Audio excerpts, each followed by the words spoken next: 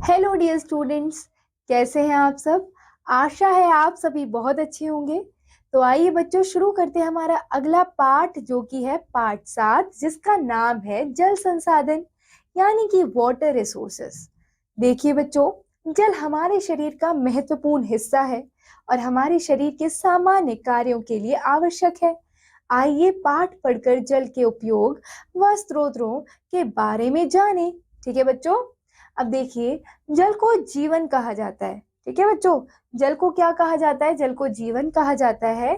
जल के बिना हमारा जीवन संभव नहीं है। पशु पक्षियों को भी जल की आवश्यकता होती है। पेड़ पौधे भी जल के बिना जीवित नहीं रह सकते हैं। जल जीवन का पर आधार है। जल हमें कई स्रोतों से प्राप्त होता है। वर्षा, नदी, झील, झरने जल के मुख्य स्रोत हैं। हम जल का उपयोग कई तरह से करते हैं। आइए इसके विभिन्न उपयोगों के बारे में जानकारी प्राप्त करें।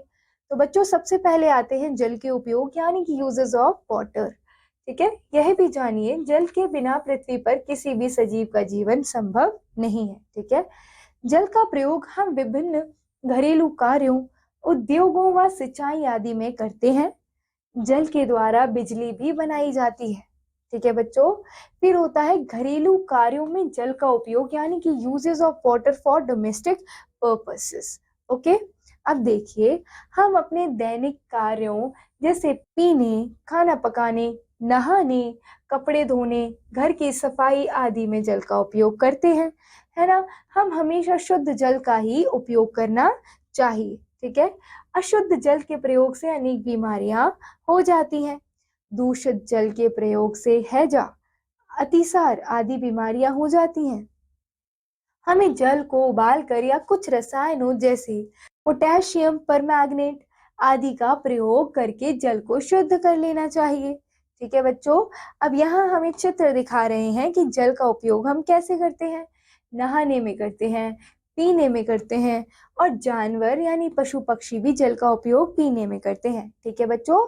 फिर आता है कृषि में जल का उपयोग यानी कि uses of water in agriculture. ठीक है, अब देखिए बच्चों, फसलों की सिंचाई के लिए भी जल की आवश्यकता होती है। जिन क्षेत्रों में पर्याप्त वर्षा नहीं होती, वहां नहरों, तालाबों, कुओं और नलकूपों द्वारा खेतों की सिंचाई की जाती है। ठीक है, फिर आता है बच्चों उद्योगों में जल का उपयोग यानी कि uses of water in industries, right. अनेक प्रकार के उद्योगों जैसे कागज उद्योग, इस्पात उद्योग, जूट उद्योग, वस्त्र उद्योग आदि में जल की अत्यधिक आवश्यकता पड़ती है। तो आप देख सकते हैं बच्चों कि जल की आवश्यकता कितने सारे उद्योगों में पड़ती है ना। फिर पढ़ते हैं बच्चों जल का सिंचाई एवं विद्युत उत्पादन के लिए उपयोग यानी कि uses of water for irrigation and power generation. ठीक है, देखिए, नदियों का जल खेतों की सिंचाई से काम में लाया जाता है। तो बच्चों, जो नदियों का जल होता है वे खेतों की सिंचाई के लिए काम में लाया जाता है। नदियों से नहरें निकाली जाती हैं। कहीं कहीं ये नहरें बहुत चौड़ी और गहरी होती हैं।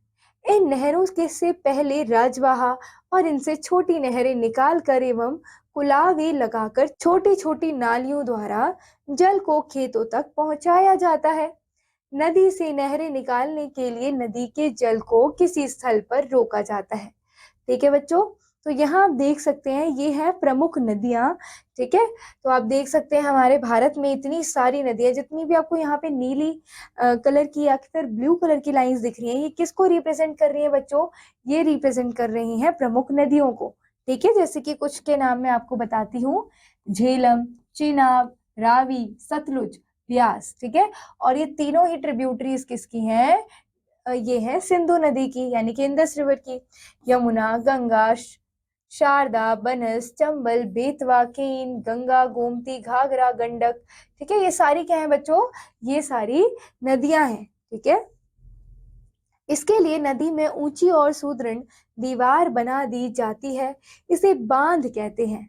बांधों से जल को ऊंचाई से टरबाइनों पर गिराकर जल विद्युत बनाई जाती है। ये बांध बाढ़ नियंत्रण एवं भूमि कटाव को रोकने में सहायक होते हैं। ये प्रकाश तथा उद्योग धंधों के लिए बिजली प्रदान करते हैं। ठीक है बच्चों, इस प्रकार ये बहुउद्देशीय नदी घाटी परियोजनाओं के रूप में कार्य करते हैं। ठीक है, इसलिए भारत के प्रथम प्रधानमंत्री जवाहरलाल नेहरू ने इसीलिए भारत के प्रधानमंत्री जवाहरलाल नेहरू ने आधुनिक तीर्थ कहा था। किसे कहा था? ये जो बांध होते हैं यानी कि ये डैम्स होते हैं, इन्हें क्या कहा जाता है? मॉडर्न टेम्पल्स कहा जाता है, आधुनिक तीर्थ कहा जाता है। ठीक है, और किसने कहा था? हमारे देश के प्रथम प्रधानमंत्री पंडित जवाहरलाल नेहरू ने कहा था। ठीक है, हमारे देश की अनाज की आवश्यकता को पूरा करने में इन बांधों एवं परियोजनाओं का महत्वपूर्ण योगदान है। इन परियोजनाओं के अंतर्गत बनाई गई जल विद्युत उत्पादन इकाइयां देश के औद्योगिकरण तथा ग्रामीण विद्युतीय में बहुत सहायक सिद्ध हुई है। नहरों के अतिरिक्त कुओं से भी सिंचाई की जाती है। कहीं कहीं पर अभी भी रहट से सिंचाई होती है।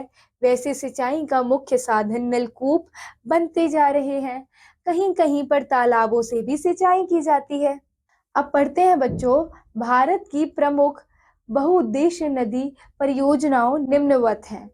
तो बच्चों यहाँ पर ये है परियोजना, कौन सी नदी के ऊपर है ये और कौन से राज्य में है? तो देखिए बच्चों, भाखड़ा नांगल बांध सतलुज नदी के ऊपर पंजाब हिमाचल प्रदेश में है। ठीक है, पंजाब में और हिमाचल प्रदेश में है। दामोदर घाटी परियोजना कहाँ है बच्चों? दामोदर नदी के ऊपर है और ये पश्चिम बंगाल और झारखंड में है। हीराकुंड बांध बच्चों महानदी नदी के ऊपर है। किसके ऊपर है? महानदी रिवर के ऊपर है, जो कि उड़ीसा में है। फिर कोसी परियोजना बच्चों कोसी नदी के ऊपर है और ये बिहार में है। ठीक है, फिर नागार्जुन सागर परियोजना बच्चों कृष्णा नदी के ऊपर है, जो कि आंध्र प्रदेश में है। तिहरी बांध परियोजना बच्चों भागीरथी नदी के ऊपर है, जो कि उत्तराखंड में है। मैतूर बांध परियोजना कावेरी नदी के ऊपर है बच्चों, और कहाँ पर है? तमिलनाडु में है। ठीक है, फिर आता है चंबल घाटी परियोजना, चंबल नदी के ऊपर है और मध्य प्रदेश राजस्थान में है। देखो, रिहंद घाटी परियोजना रिहंद में है और रिहंद नदी के ऊपर है और ये उत्तर प्रदेश में है। ठीक है बच्चों, अब पढ़ते हैं वाटर कंजर्वेशन के बारे में, यानी कि जल संरक्षण के बारे में। जल ही जीवन है, इसका संरक्षण करना हमारा परम कर्तव्य है। नगरों में रहने वाले लोगों को नलों के माध्यम से जल प्राप्त होता है। इस जल को अच्छी तरह साफ करके पीने योग्य बनाया जाता है, परंतु आजकल पीने योग्य जल की आपूर्ति करने वाली नदियां औद्योगिक कचरे के कारण दिन प्रतिदिन प्रदूषित होती जा रही हैं। इन नदियों को साफ सुथरा बनाए रखने के लिए आवश्यक कदम उठाए जाने चाहिए। ग्रामीण क्षेत्रों में भी पानी योग्य स्वच्छ जल का अभाव है। गांवों में जल की आपूर्ति करने वाले नल नहीं है, वहां के लोग हैंड पंपों, कुओं और नदियों से जल प्राप्त करते हैं। जल के ये स्रोत भी निरंतर प्रदूषित होते जा रहे हैं। हमारी सरकार ने लोगों को स्वच्छ पेयजल उपलब्ध कराने की दिशा में अनेक प्रभावकारी कदम उठाए हैं। ठीक है बच्चों, अब आइए इस पाठ में आए कुछ बिंदुओं को दोहराते हैं बच्चों। जल को जीवन कहा जाता है। वर्षा, नदी, झील और झरने जल के मुख्य स्रोत हैं। फसलों की सिंचाई के लिए जल की आवश्यकता होती है। नदियों का जल खेतों की सिंचाई के काम में लाया जाता है। जल ही जीवन है, इसका संरक्षण करना हमारा परम कर्तव्य है। तो बच्चों, यहाँ ये पाठ समाप्त होता है। आशा है आप सभी को ये पाठ बहुत अच्छे से समझ आया होगा बच्चों। हम मिलते हैं अगले पाठ में अगली वीडियो के साथ। तब तक keep revising, keep learning. Thank you, all the best.